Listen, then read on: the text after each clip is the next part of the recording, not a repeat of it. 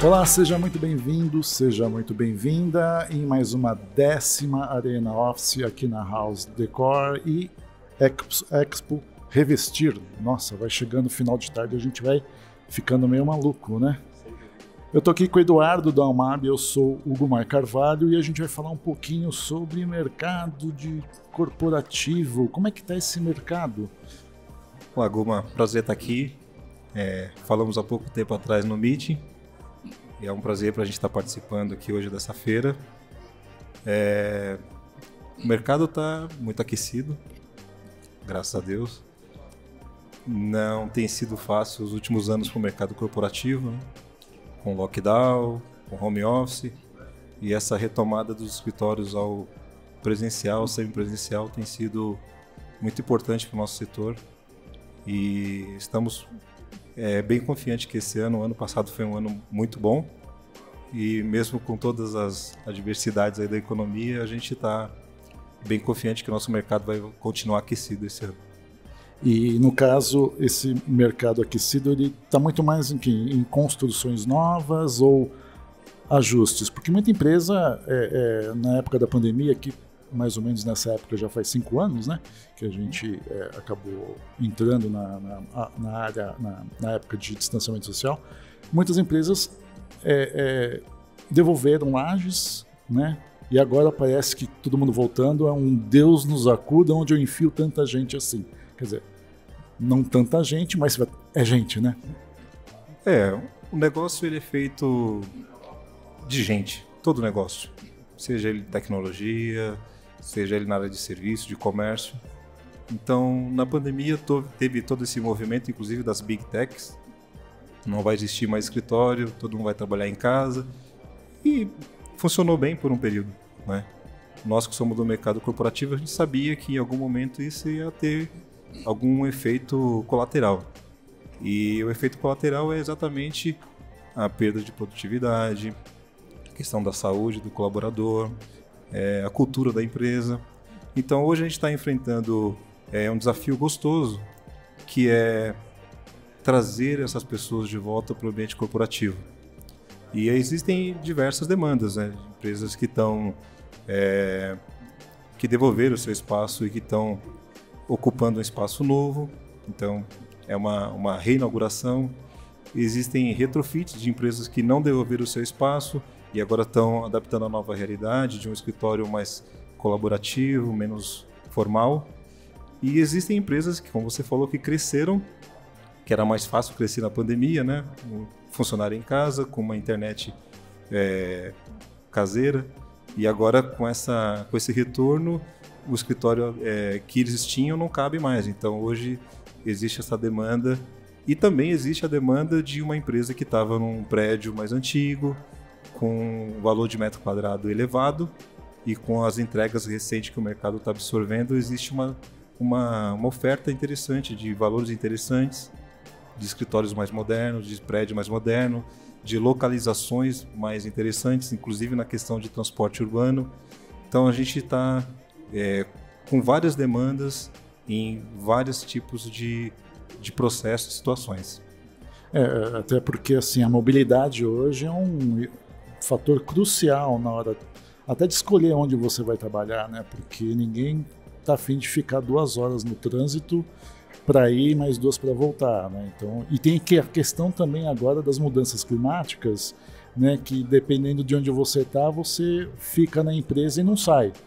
A não ser que tenha uma balsa, alguma coisa assim, né? Dependendo da região que alaga. É possível identificar agora mais ou menos quais as regiões aqui de São Paulo estão sendo as queridinhas assim para as empresas que elas estão buscando mais? Olha, eu vou dizer para você que eu sempre reclamei do trânsito e quando eu vi a cidade praticamente abandonada, né? Todo mundo trancado na pandemia, eu fiquei bem triste. E hoje, quando eu vejo um trânsito como eu tive hoje para chegar até aqui, praticamente 2 horas, eu não reclamo mais, porque é a volta da economia, é a volta das pessoas na rua, é a volta do mercado aquecido, então eu não reclamo mais. Eu sei que não é gostoso, é algo que é um tempo que a gente poderia estar usufruindo de outra forma, mas com as tecnologias hoje a gente também consegue, né, mesmo em trânsito, a gente consegue estar sempre conectado, trabalhando. As regiões elas têm sido bem exploradas, então nós tivemos aí uma demanda bem recente da Berrini, que tem uma taxa de vacância hoje bem pequena. Nós temos hoje um novo polo que é a área da Barra Funda, que tem um transporte urbano bem servido, né, de metrô, linhas de ônibus, trem. Então tem sido hoje bem visto e está sendo bem ocupado. Rebouças tem sido aí com as entregas recentes de prédios modernos, escritórios boutiques estão indo mais para essa linha. E os queridinhos de sempre, né, que é ali a região do Morumbi, Paulista continua sendo ainda o centro financeiro de São Paulo, então ainda tem uma demanda bem interessante. É um mercado muito plural. A Rebouças para mim está irreconhecível, sinceramente, que eu lembro que tinha muito casarão e agora de repente eu olho e falo, nossa, está tudo abaixo, construindo os prédios, para mim é uma coisa louca, conhecer novamente São Paulo, como também em outros lugares também, que você tem todas essas mudanças, esse, vamos chamar de progresso, digamos assim, né, que também tem seu ônus, né, que pode depois prejudicar trânsito, quer dizer, um projeto desse, ele tem muitas variáveis a serem levadas em conta, então, né? Tem sim. A Rebouças é um caso bem típico, né? Rebouças no passado não muito distante, né? No plano diretor não era permitido a construção de prédio.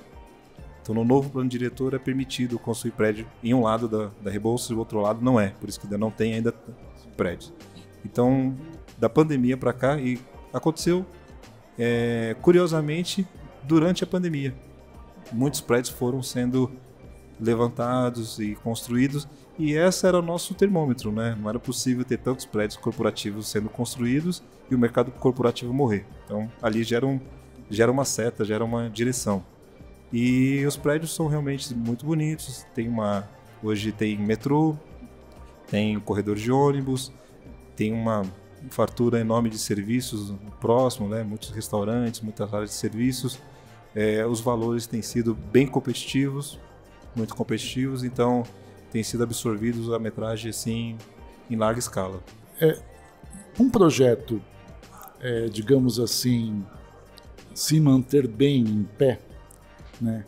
Ele tem que ter, qual que é o segredo? É execução ou planejamento? As duas coisas. Eu prefiro ganhar, né? Dedicar 10% do nosso tempo de obra no planejamento. Às vezes tem o fator ansiedade, né? Você fecha um projeto e o cliente ele quer que comece no dia seguinte. E a gente tem um tempo de mobilização. Dentro desse tempo de mobilização, a gente dedica aí aproximadamente 10% do tempo do cronograma para um planejamento. Que aí nós temos o tempo de fazer kickoff com os fornecedores, nós temos um tempo para definir a passagem de bastão, para que cada um entre no seu tempo certo. Nós temos tempo da matéria-prima, que às vezes não está com o mercado aquecido, não tem a pronta entrega. Então o planejamento hoje, eu diria que é parte muito importante do sucesso de uma obra. Sem o planejamento, o fracasso ele é certo. E dentro do planejamento, você mencionou a questão aí de deixar todo mundo na mesma página, e quando virar de página, a pessoa, o fornecedor certo está na página certa. Aí você falou da questão da expectativa do cliente, né? Como é que é lidar com essa expectativa? Porque imagino que 2 desafios, quando a gente fala de mercado corporativo, um deles é custo e outro deles é prazo, né? Como você mencionou. Como é que é torear essa ansiedade toda? Você manda lá Rivotril para todo mundo ou o quê? Não. Nós temos perfis, né? Tem o cliente mais técnico, que ele já sabe, já tem experiência, já fez inúmeros projetos, já fez algumas implantações, então eles têm um conhecimento técnico e são bem conscientes de quanto custa e quanto tempo demora. E nós temos aquele cliente que não está tão habituado com mudanças, com expansões, e aí esse cliente ele é mais emocionado. Então, às vezes, ele quer que aconteça num tempo que não é factível, ele não está acostumado. Então, a gente tenta ser o mais realista possível, o mais profissional possível, o mais transparente possível.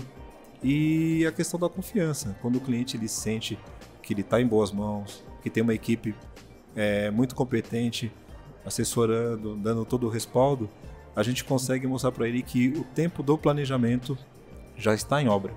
Ele já está sendo tratado, ele já está com a sua obra já em desenvolvimento. Porque é um tempo que talvez ele, com certeza ele não vê, né? Porque não tem parede sendo feita, não tem nenhuma infraestrutura sendo feita, mas todo o planejamento faz com que depois a gente consiga acelerar a obra num ritmo que sem o planejamento seria impossível.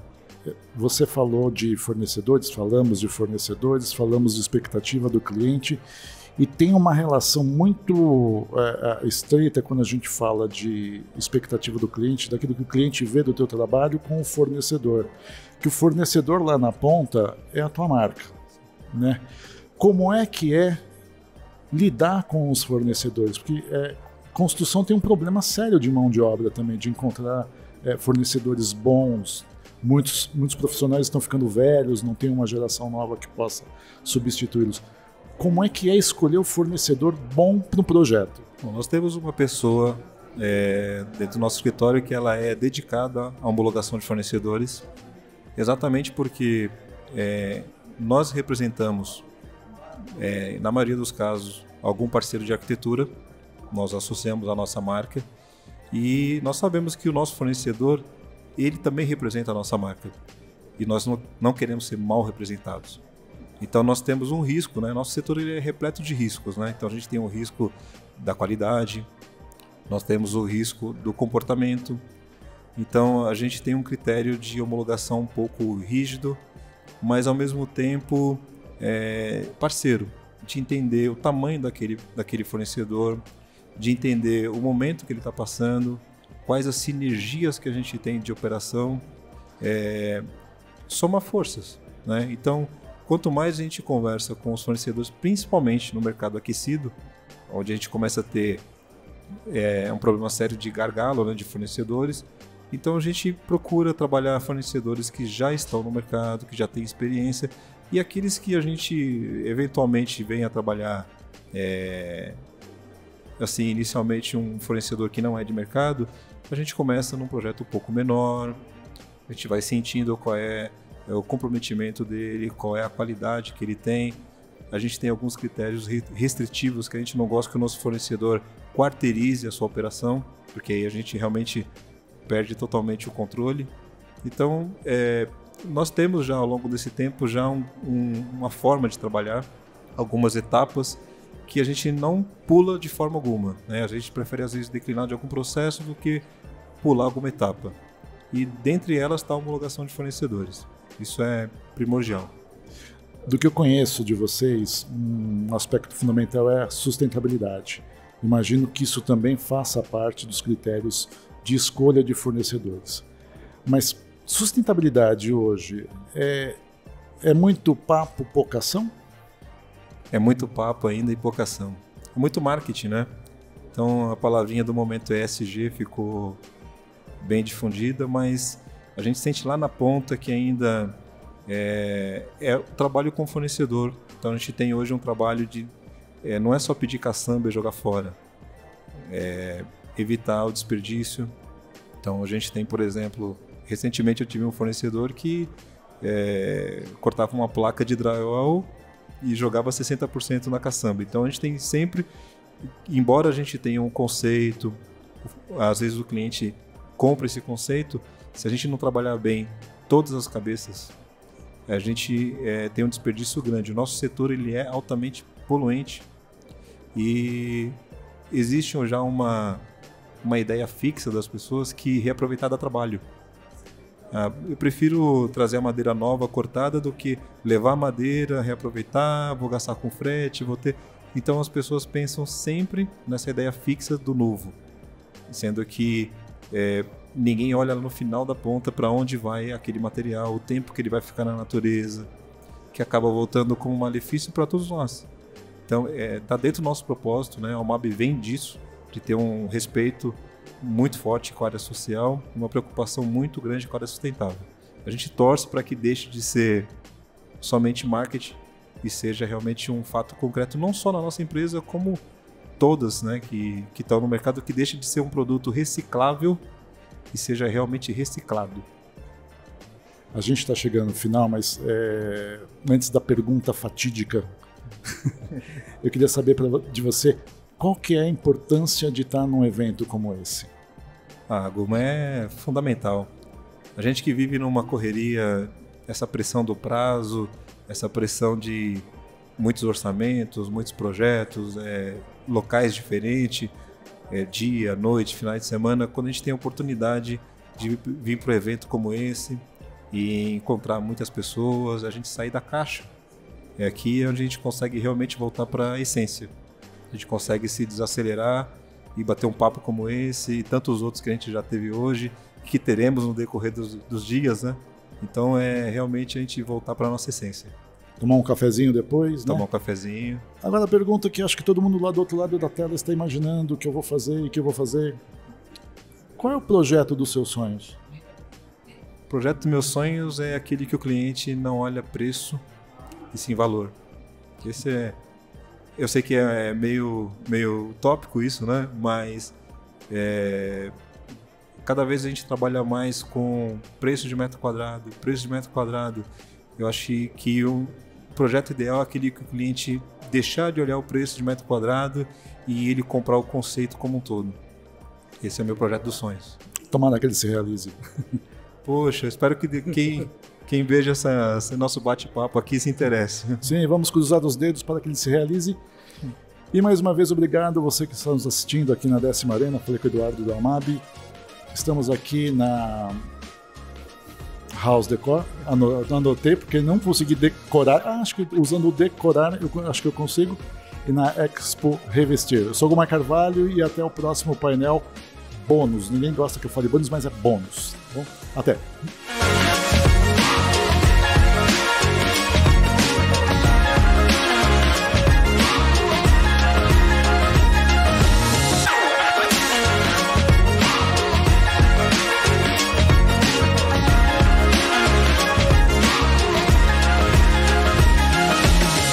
Avalete, há 50 anos como suporte para suas conquistas.